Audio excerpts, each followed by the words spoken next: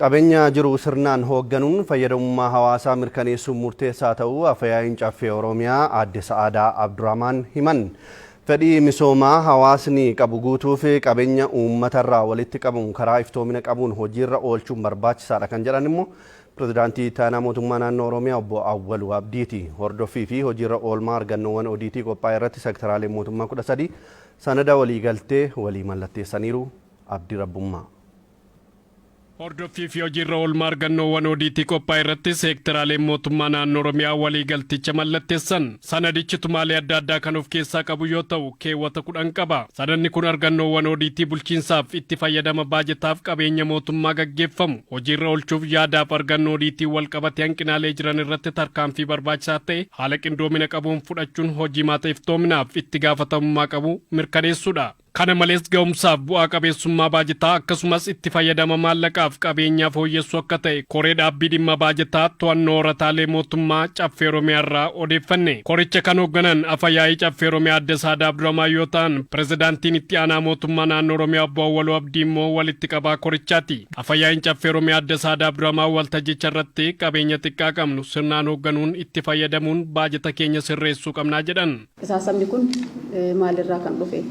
Dhuguma hojii uummataatti irratti ooleeti immoo kan jiru sanaan alaa yoo deemame sakattaamaa yoo deemame hojumaan ittiin hooggannu qisaasama kana xiqqeessaa deemnu haalli hooggansa faayinaansii keenyaa sirraa yoo deeme manuma hojiirraa yoo jalqabame rakkoon kun furamuu waan danda'uuf akkasittis koreen kunis jala bu'ee qabaa yoo deeme yeroo garootti gaafiin uummanni kaasu bu'aan ODTdha hojiirra oollee sirni itti gaafatamummaa hin diriirre kan jiru kana. Deebiis kan deemuu danda'a. Miseensonni sanada waliigaltee argannoo ODT sanada dhiyaate irratti yaada kennaniiru. Waa'een dhimma argannoo ODT kun regulaaraayiz ta'ee idilaa'ee kurmaanaan ilaalaa deemuun kun argannoon ODT jiru kun xiqqaachaa akka inni deemu qisaasamni qabeenyaas akka inni hir'achaa deemu gochuu irratti gahee mataasaa waan qabuuf. Gocha malaamaltummaanis wal fakkaatu kan qabaatu yoo ta'e akkaataa itti ilaaluutti dandeenyu aangoof gahee keenya keessa jira waan ta'eef.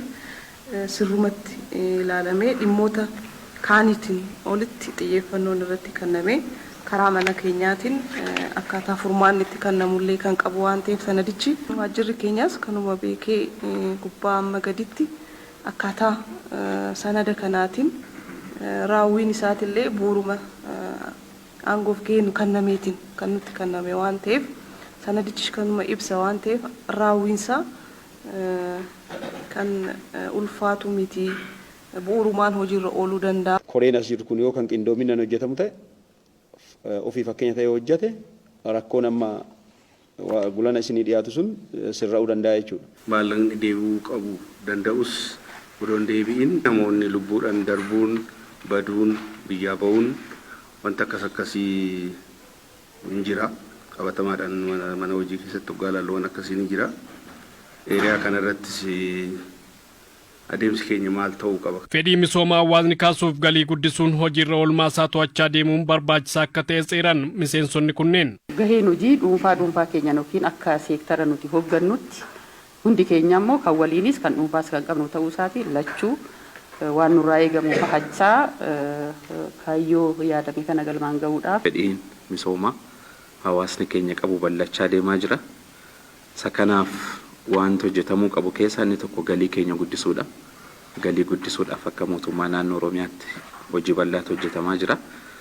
Inni lammaffaa immoo qisaasama xiqqeessuudha. Pirezidaantiin itti aanaa mootummaa naannoo Oromiyaa Obbo Awwaluu Abdii imala badhaadhinaa jalqabame keessatti humni namaa murteessaa ta'us fedhii uummataa guutuuf galii walitti qabamu karaa iftoomina qabuun hojiirra oolchuun murteessaadha jedhan. Fedhiin misoomaa hawaasa keenyaa garmalee dabalaa dhufeera.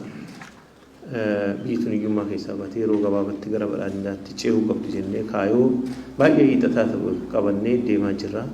Kana galmaan ga'uu keessatti immoo keessattuu baay'inni qabeenya uummata keenyarraa walitti sassaabne karaa iftoomina qabuun, karaa qulqullina qabuun, karaa qusannaa eeggateen geggeeffamuu dhimma murteessaa ta'uu isaa hubachuun baay'ee barbaachisaadha.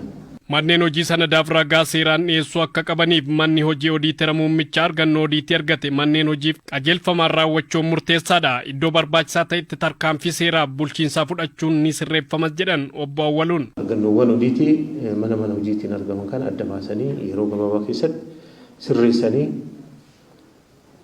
waltajjii kurmaanaan koreen kun taa'uuf gabaasni isaa qindaa'ee gidduu keessatti immoo intiriim waltajjiin koreelee fi mana hojiitiin hin gaggeeffama jedhee yaada dhiyaachuu qaba jechuudha. Kana irratti mootummaan ejjennoo asii fachi hin jenne raafamne kan qabu ta'uu isaati.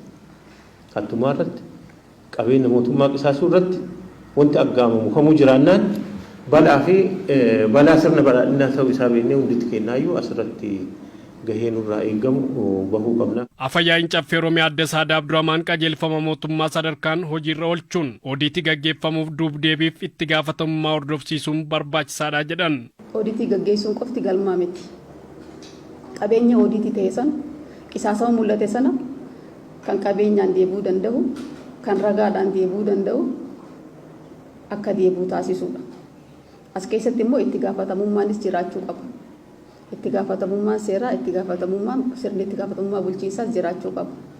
Maaliif yookaan yoo sirni itti gaafatamummaa hin diriirre borus wanni irraa baratamu hin jiru. Naannoo odiitii kanatti koreen kun asirratti cimee sirritti ejjennoo tokkoon yoo tarkaanfiitti kan galu ta'e qisaasama xiqqeessaadha.